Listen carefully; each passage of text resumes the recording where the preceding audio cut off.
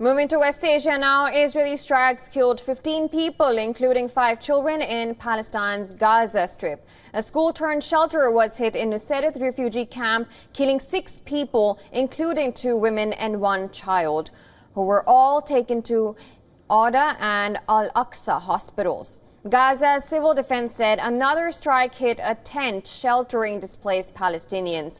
Rescuers recovered 2 of those killed and 2 others who were injured in Khan Yunis. They were taken to Nuseirat Hospital. According to Gaza Health Ministry, 43,985 Palestinians have been killed and over 100,000 others injured since the war began on October 7, 2023. In other development, the United States vetoed a UN resolution demanding an immediate ceasefire in the Gaza war, saying that the resolution was not linked to an immediate release of hostages taken captive by Hamas in Israel in October 2023.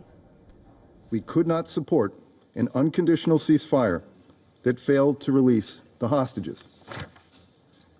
Because, as this Council has previously called for, a durable end to the war must come with the release of the hostages. These 2 urgent goals are inextricably linked.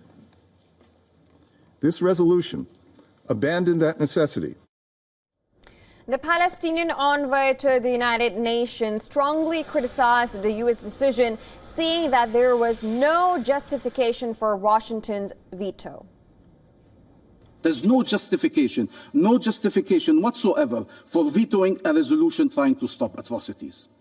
No justification for that.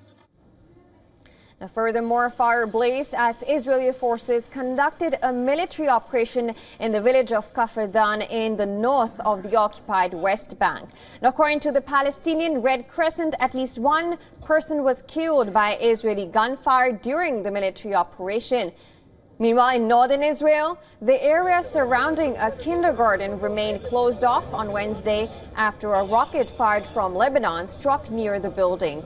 Israeli police said a Hezbollah rocket fell outside the empty kindergarten in the northern city of Acre, causing damage but no injuries. The Israeli military said 2 more soldiers, including a 71-year-old, were killed during a gun battle with Hezbollah operatives in southern Lebanon. 71-year-old reservist Zeev Erlich, who was also a prominent archaeologist, had crossed border to examine archaeological site after the approval of the chief of staff of the Golani Brigade. Another IDF reservist, 22-year-old Sergeant Major Eitan Ben Ami from Jerusalem, fell in the combat. He was a soldier in the IDF's Maglan reservist unit in the Commando Brigade. Total of 52 Israeli soldiers have lost their lives in Lebanon since the start of ground operations. Overall, 802 IDF soldiers have been killed since October 7 last year attacks on Israel, while 5,399 soldiers were wounded since the beginning of the war.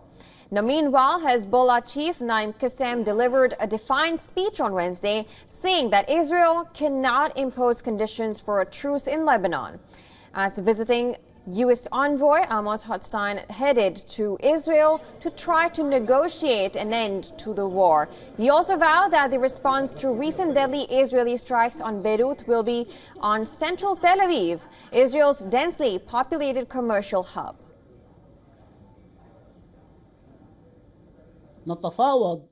We have prepared for a long battle and we are negotiating now, but because we're under fire, as they say, Israel is also under fire. On the other hand, Israeli foreign minister said any ceasefire deal must ensure Israel still has the freedom to act against Hezbollah. Unfortunately, Lebanon is a failed state, but we cannot pay the price in our security and the security of our citizens for their lack of sovereignty or concessions on the sovereignty. And therefore, in any agreement we will reach, we will need to keep the freedom of to act if there will be violations.